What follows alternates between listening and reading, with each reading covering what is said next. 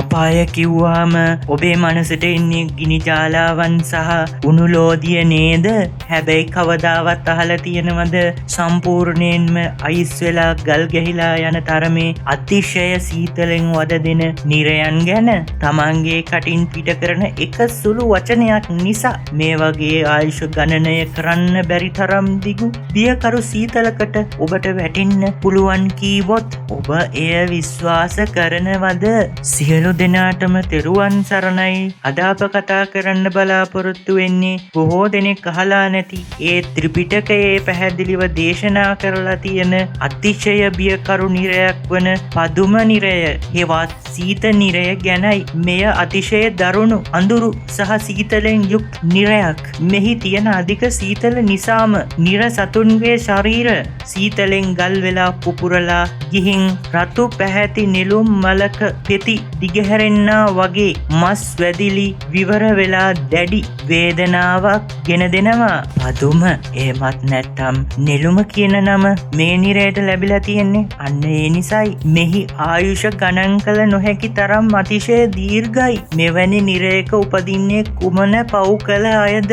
ගිනි ගන්නා නිරයන් වලට බොහෝ විට යන්නේ මිනීමැරුම්, සතුන් මැරීම වැනි කායික අපරාධ කළ අයයි. නමුත් පදුම නිරය වැනි අතිශය දරුණු නිරයන් වෙන් වී ඇත්තේ බරපතල වචී කර්ම, ඒ කියන්නේ වචනයෙන් කරන පව් වලටයි. විශේෂයෙන්ම සිල්වත් ගුණවත් උතුමන්ට, ඒ කියන්නේ ආර්යයන් වහන්සේලාට නින්දා අපහාස කිරීම, අන් අයගේ චරිත ඝාතනය වනසේ බුරු පතුරවා හැරීම සහ කේලම් කීම, ඒ වගේම සිත තුළ දැඩි ඊර්ෂ්‍යාවක් සහ තදබල වෛරයක් කාලාන්තරයක් තිස්සේ ගල් කරගෙන සඟවාගෙන සිටීම.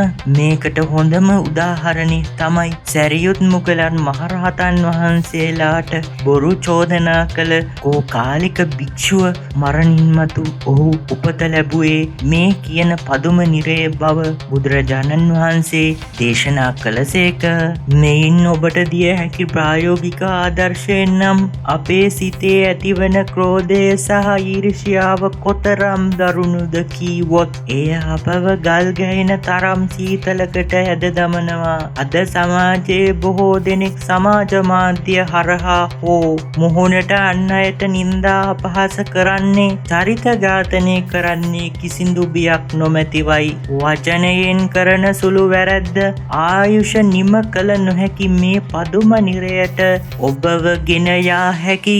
එබැවින් මෙම බියකරු ඉරණමෙන් බේරීමට නම් අද සිටම ඔබේ වචනය පරිස්සම් කරගන්න. සිතේ වෛරය ගල් කරගෙන ඉන්නේ නැතුව සියලු සත්වයන්ට මෛත්‍රිය කරන්න.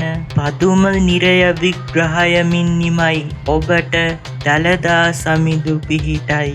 When you think of hell, you imagine blazing fire and boiling lava, right?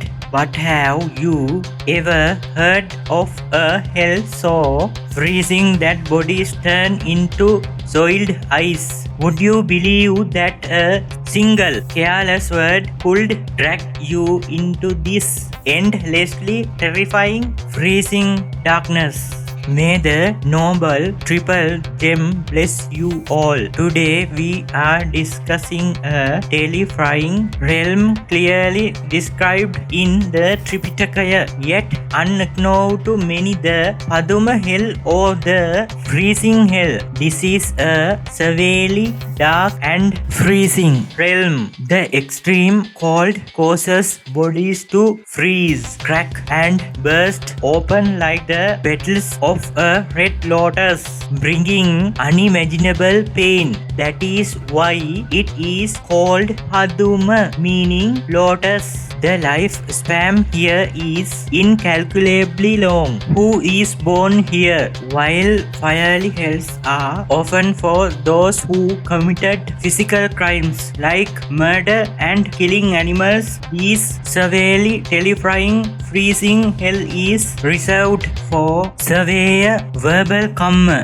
meaning the sins of speech, specifically insulting the noble ones, spreading malicious lies and gossip to assassinate the characters of others, and also harboring intense jealousy and deep-rooted hatred, keeping it frozen inside the mind for a long time. A clear example is the monk Kokalika. He falsely accused the Arahants Sariputta and Moggallana, and the Lord Buddha thought that he was reborn in this very hell. The practical message. What is the practical message here? Today many people casually insult and slander others on social media without any fear. Remember, an unmindful verbal sin can lead you to this endless freezing hell. To escape this terrifying fate,